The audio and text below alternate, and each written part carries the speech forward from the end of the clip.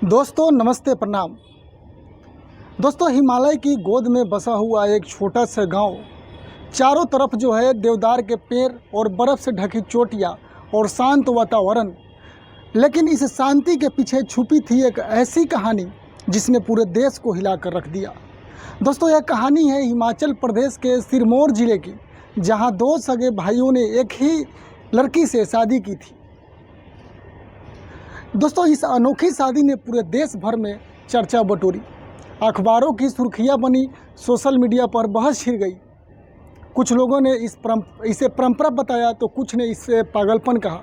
लेकिन इस शादी के पीछे सिर्फ सनसनी ही नहीं थी, बल्कि शादियों पुराने एक प्रथा छुपी हुई थी, जिसे स्थानीय भाषा में जोरेदार प्रथा कहा जाता है। दोस्तों, हिमाचल और उत्तराखंड के पहाड़ी इलाकों में यह प्रथा कभी आम हुआ करती थी। जब ज़मीन कम और परिवार बड़ा होता था तो भाइयों के बीच बंटवारे से बचने के लिए अक्सर सभी भाई एक ही दुल्हन से जो है विवाह कर लेते थे, ताकि खेती बाड़ी, घर और विरासत बंटे नहीं। यह प्रथा धीरे धीरे जो है ख़त्म हो रही है, लेकिन कुछ इलाकों में आज भी जो है लोग इसे मानते हैं।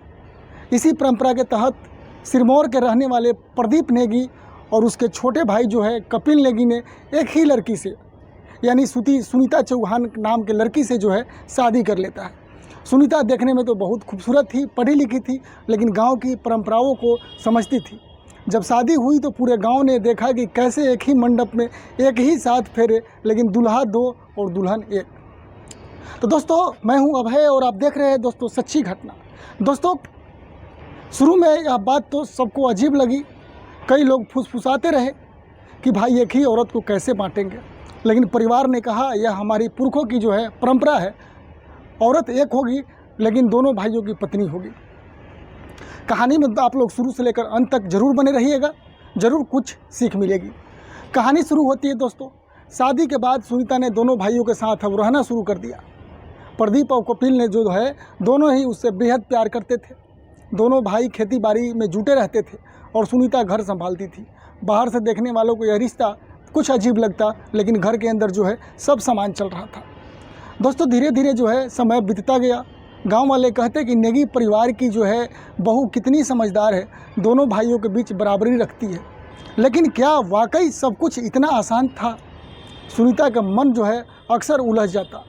दो पतियों के बीच समान भाव रखना आसान नहीं होता है दोस्तों।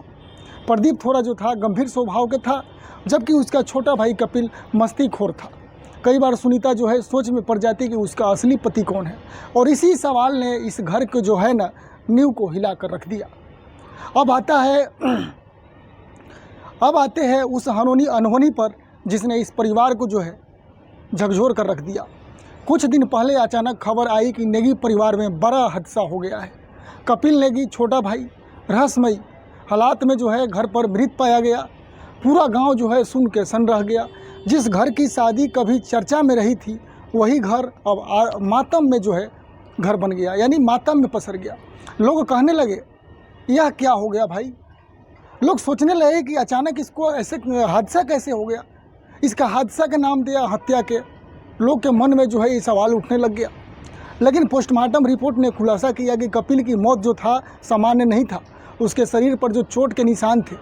पुलिस ने जांच शुरू कर दिया, और जैसे जैसे जब जांच आगे बढ़ती है, परत दर पदर राज खुलने लग जाते हैं।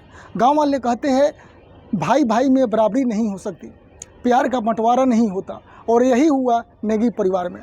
कहा जाता है कि प्रदीप और कपिल के बीच सुनीता को लेकर खींचतान बढ़ गई थी। दोनों जो है अपने अपने हिस्से का हक मांगते थे। सुनीता जो था दोनों को खुश करने की कोशिश करती, लेकिन कहीं ना कहीं वह थक चुकी थी। रिश्तों का यह बोझ जो है अब उसके लिए असहनीय हो चुका था। एक रात घर के अंदर जो है जोरदार झगड़ा होता है। पड़ोसियों ने आवाज़ें सुनी। अगले दिन सुबह कपिल का शव बरामद हुआ।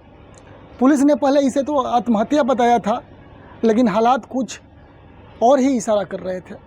गांव में जो है अफवाहें उड़ने लगी कि क्या बड़े भाई प्रदीप ने ही छोटे भाई को रास्ते से हटा दिया।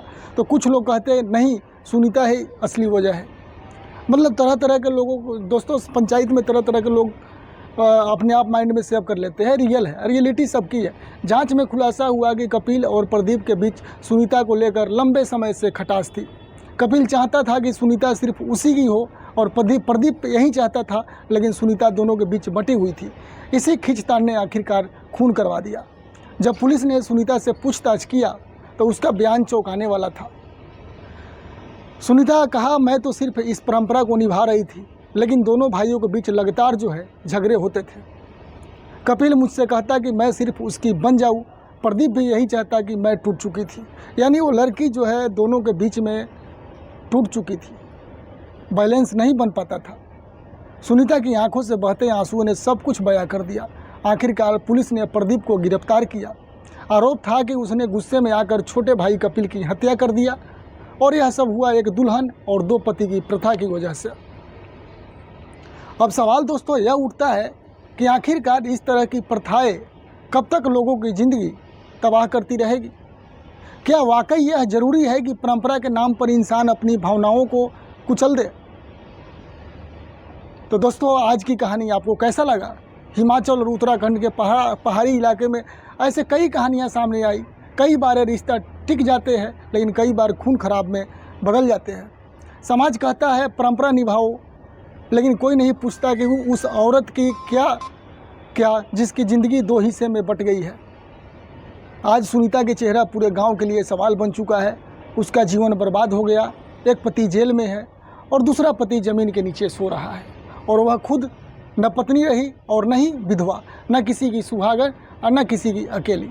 तो दोस्तों, यह कहानी हमें सोचने पर मजबूर करती है कि इंसानी रिश्ते को परंपराओं के बोरियों में बांधने की नतीजा कितना खतरनाक हो सकता है। तो दोस्तों, दो भाइयों की शादी एक ही दुल्हन से सुनने में अनोखा लगता है, लेकिन अंत इतना दर्दनाक हुआ कि गांव आज तक सन रह गया। तो दोस्तों, ये थी आज की सच्ची घटना जो आप लोग के सामने में प्रसारण करना सही समझा। तो दोस्तों, यह थी हिमाचल प्रदेश के एक घिनौनी घटना, जो दो सगे भाइयों के एक ही दुल्हन से शादी हुई और फिर हुई खून से रंग अनहोनी। तो दोस्तों, आपको क्या लगता है? क्या ऐसी प्रथाएं अब बंद हो जानी चाहिए? अपनी राय ज़रूर हमें कमेंट बॉक्स में बताइएगा। तो दोस्तों, मैं हूं अभय और आप देख रहे थे दोस्तों सच्ची घटना। सच सामने लाने के लिए जुड़े रहिए हमारे साथ। मिलते हैं एक और नए क्राइम स्टोरी के साथ। जब तक के लिए दोस्तों, नमस्ते, प्रणाम।